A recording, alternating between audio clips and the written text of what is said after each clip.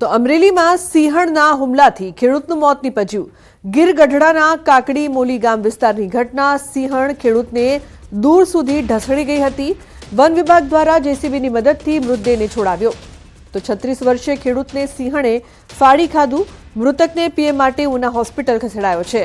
ખેડૂતને ફાડી ખાનાર સિંહણને પકડવા મેગા ઓપરેશન હાથ ધર્યું। તો હુમલાખોર સિંહણ પાસેથી માનવ મૃતદેહ છોડાવવા વન વિભાગે જેસીબી ટ્રેક્ટરનો કર્યો છે ઉપયોગ। સિંહણને ખેડૂતના મૃતદેહ પાસેથી મહા મહેનતે વન વિભાગે સિંહણને દૂર કરી। વન વિભાગ દ્વારા સિંહણને ટ્રાન્ગ્યુલાઇઝ કરીને પાંજરે મૂકી। સિંહણ પાંજરે પુરાતા સ્થાનિકોએ રાહતનો શ્વાસ લીધો। સિંહણને જસાધાર રેન્જ ખસેડવામાં આવી છે। વિસ્તારમાં સ્ટાફ દ્વારા માહિતી મળેલ છે કે આ વિસ્તારમાં એ જે સિંહણ જેનું છે જે આ હુમલો કરેલ છે એ આ વિસ્તારમાં જ અવરજવર કરતું હતું અને આ વિસ્તારથી માહિતગાર હતું અને ગામ લોકો પણ આ વન્ય પ્રાણીથી માહિતગાર હતા। જસાધાર અને જાફરાબાદ વન્યજીવ રેન્જના બંને આરએફઓ, વેટરનરી ઓફિસર, ફોરેસ્ટર, વનરક્ષક, ટ્રેકર બધા સાથે મળી અને અંદાજિત 10 વાગ્યાની આજુબાજુ વન્ય પ્રાણીને સફળતાપૂર્વક ટ્રાન્ક્યુલાઇઝ કરી અને રેસ્ક્યુ કરી લીધું છે। તો અન્ય સમાચાર વડોદરાથી શિક્ષણ સમિતિના પૂર્વ પ્રમુખ સામે ફરિયાદ। 1 કરોડ પડાવ્યા હોવાની ફરિયાદ નોંધાઈ। જમીન વેચવા માટે 1 કરોડ પડાવ્યાની ફરિયાદ। દિલીપ ગોહિલ અને કમલેશ દેત્રોજા સામે ફરિયાદ। 1 કરોડ પડાવ્યા બાદ જમીન અન્યને વેચી દીધી। તો જામીન પર છૂટેલા કમલેશ દેત્રોજાની ક્રાઇમ બ્રાન્ચે ફરી ધરપકડ કરી છે। પૂર્વ ચેરમેન દિલીપ ગોહિલ હજુ પણ છે ફરાર। અમદાવાદમાં જુગારધામ પર દરોડા। સ્ટેટ મોનિટરિંગ સેલના દરોડા।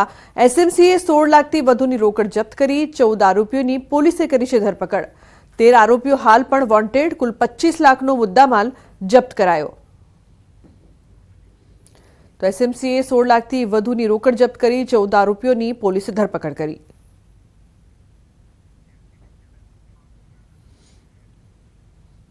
अन्य समाचार मोरबीथी बूटलेगरोए पोलीस पर कर्यो हुमलो। बूटलेगरना घरे रेड पाडवा गई हती पोलीस। माळिया मियाणाना खीरई गामनी घटना स्थळेथी देशी दारू, घातक हथियारो मळ्या छे। तो माळिया पीआई आरसी गोहिल अने अन्य पोलीस कर्मीओ पर हिचकारो हुमलो थयो। आ हुमलामां 5 पोलीस कर्मीओ इजाग्रस्त थया, जेमां 2 पोलीस कर्मीओने माथाना भागे इजाओ थता मोरबी खानगी होस्पिટલમાં સારવાર અર્થે રિફર કરાયા છે। પોલીસ કોન્સ્ટેબલ ફતેહસિંહ પરમાર, વનરાજસિંહ બાબરિયા, જયપાલસિંહ ઝાલા, ઉપેન્દ્રસિંહ પરમાર અને મુમાભાઈ રબારી ઉપર હુમલો કરાયો। તો પોલીસને ઘટના સ્થળેથી દેશી દારૂ અને દારૂ બનાવવાનો મુદ્દામાલ પણ મળી આવ્યો છે।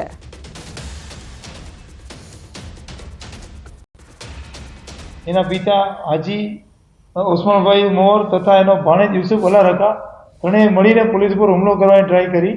એટલે પોલીસે યોગ્ય બળ વાપરી અને આ 3 આરોપીઓને પકડી અને દારૂના જથ્થા આરોપીઓને લઈ જવાની પ્રયત્ન કરતા એના ઘરમાંથી બધા લેડીઝ બહાર આવી ગયા અને લેડીઝ અને આ આરોપીઓ બધાએ સાથે મળી અને પોલીસ પર હુમલો કર્યો અને આ લેડીઝ છે એમણે ધોકા, છરી વગેરે સપ્લાય કરી। આ બધા આરોપીઓએ સાથે મળી અને હત્યા ધારણ કરી અને પોલીસ ઉપર જાનલેવા હુમલો કર્યો।